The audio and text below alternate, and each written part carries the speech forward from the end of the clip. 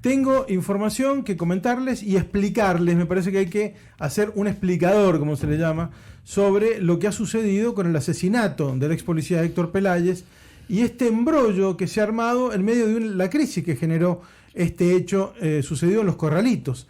Vuelvo a repetirles que advertimos el 22 de agosto que en esa zona los vecinos estaban armando porque no había respuesta desde la policía a la inmensa cantidad de robos a mano armada que estaban sufriendo, inclusive el desvalijamiento de viviendas completas. Lo dijimos acá en la radio, es decir, estaban advertidos de que estaba pasando esta.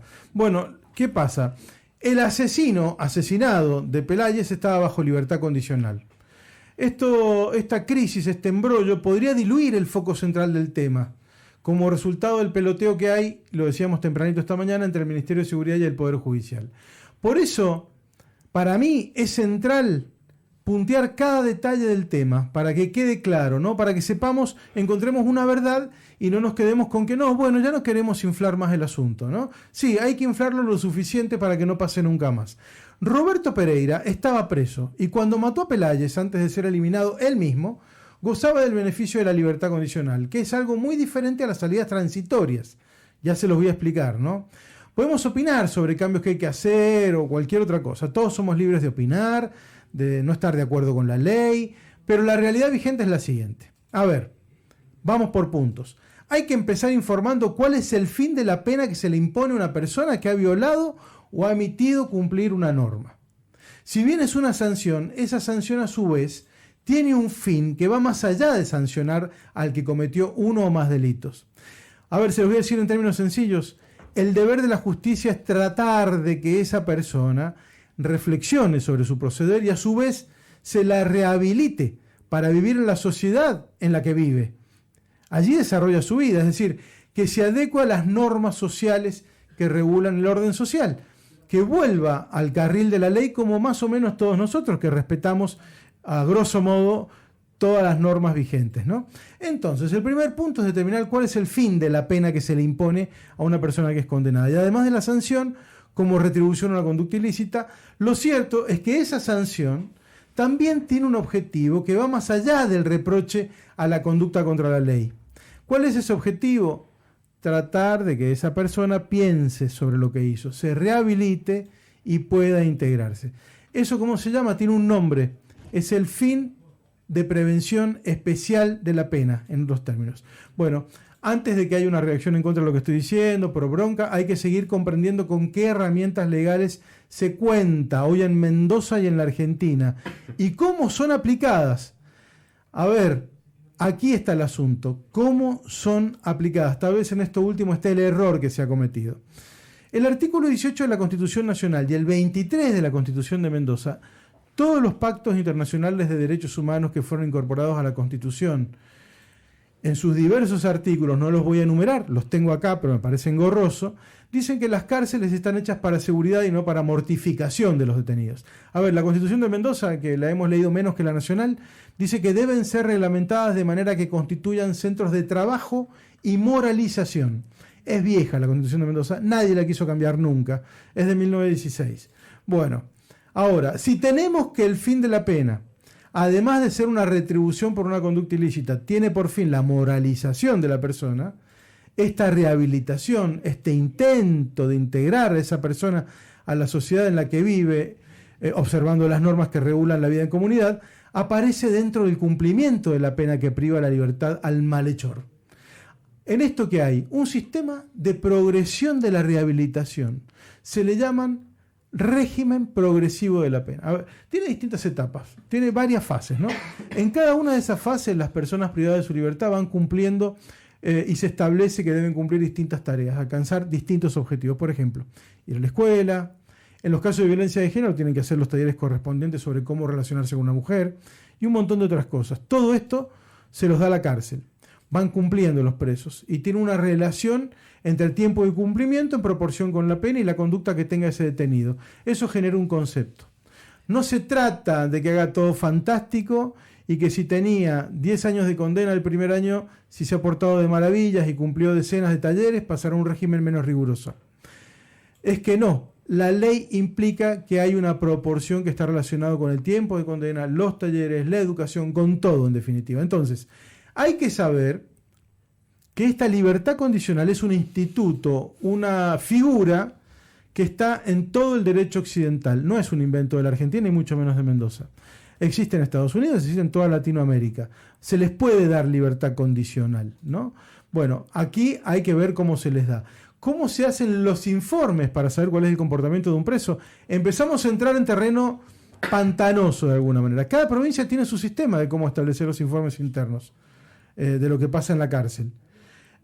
A ver, hay 3 pasos. Un informe psicológico del detenido, un informe social de la persona y un informe del Consejo Correccional. Esos son los 3 informes que hay que tener para tramitar la posibilidad de una libertad condicional.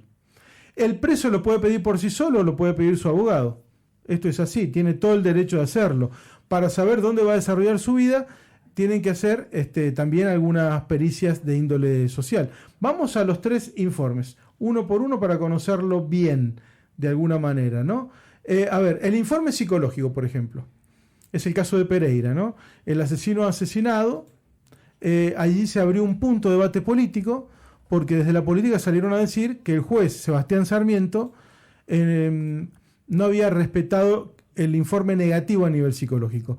Este es un informe que hace una psicóloga que entrevista generalmente al preso 1 o 2 veces. Los que están en el sistema penitenciario se quejan de que con suerte le dedican 5 minutos. Y se señala que algunos psicólogos tienen un cliché al que le cambia los datos personales del entrevistado y que concluye siempre igual. Jamás hay un informe favorable para un preso. Siempre salen en contra esos informes. ¿Por qué? Algunos jueces indican que resulta lógico. Si han cometido un hecho ilícito y están condenados, resultaría muy raro que no tengan algún problema psicológico. Eso también debe pensar la psicóloga, que todo les da en contra. Siempre saben los jueces que ese informe viene igual. Dicen los jueces, se quejan de hecho, de que redactado de la misma manera inclusive. Después viene el otro informe, ya hablamos del informe social, dónde va a vivir, cómo es su casa, con quiénes viviría.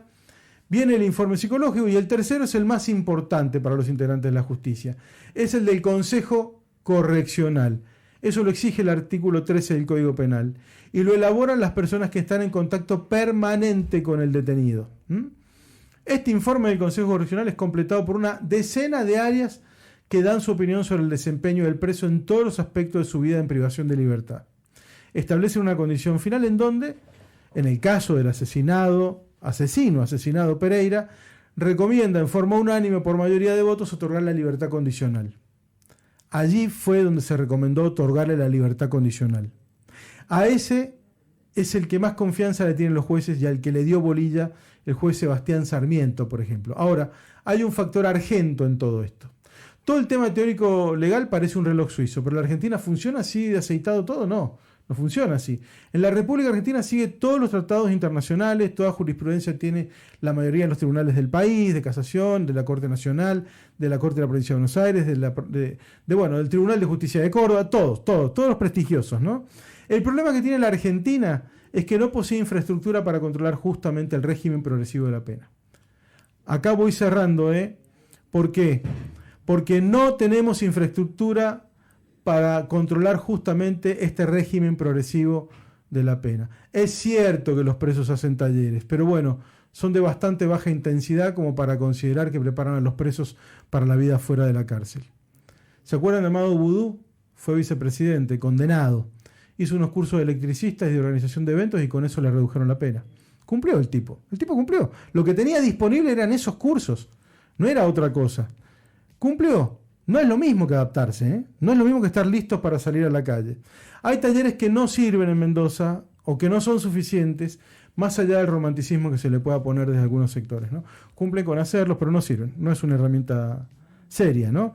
El problema es la diferencia de otorgar salidas transitorias y dar libertad condicional. Las salidas transitorias las hacen con pulseras electrónicas, con controles, se hace un seguimiento más o menos, pero ¿saben qué pasa? Cuando viene la idea de la libertad condicional les preguntan, ¿y de dónde vas a trabajar? Y voy a trabajar con mi cuñado, que es albañil. Entonces llaman al cuñado y le preguntan, ¿es verdad que va a trabajar con él? Sí, es verdad. Nadie va a verificar que estén trabajando, ni que el trabajo sea legal, ni que sea en una gomería, en una construcción, en donde sea. Cierro con esto. ¿Cómo es en Estados Unidos, si lo hemos visto en las películas? Hay todo un sistema de empresas o de negocios que se anotan y ofrecen trabajo.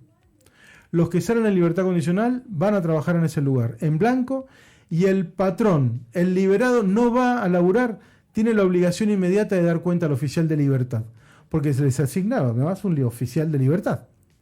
No pueden salir de noche, no pueden ir a bailar y los van controlando porque hasta les caen de sorpresa. Acá en la Argentina y en Mendoza les dan libertad condicional y si te he visto no me acuerdo, señores. Y así pasan las cosas que pasan, porque no hay ningún tipo de control. Ningún tipo de control. El control del sistema de libertad condicional lo debe hacer lo que siempre se llamó patronato deliberado. Andá a saber quién lo hace ahora, quién está a cargo de eso, ¿no? Que depende del Poder Ejecutivo Provincial y cada tanto citan a sus presos liberados y les preguntan cómo les va. Y cuando les responden, les creen, toman nota y todo sigue como venía. Así sucedió que un preso con libertad condicional, más allá de que se pasen la pelota, termina matando a un ex policía en un intento de robo, de las decenas de intentos de robo a mano armada que ha habido en esa misma zona y a las que nadie reaccionó a tiempo. Hoy tenemos que lamentar la muerte de 2 personas. La más importante, la de Héctor Peláez.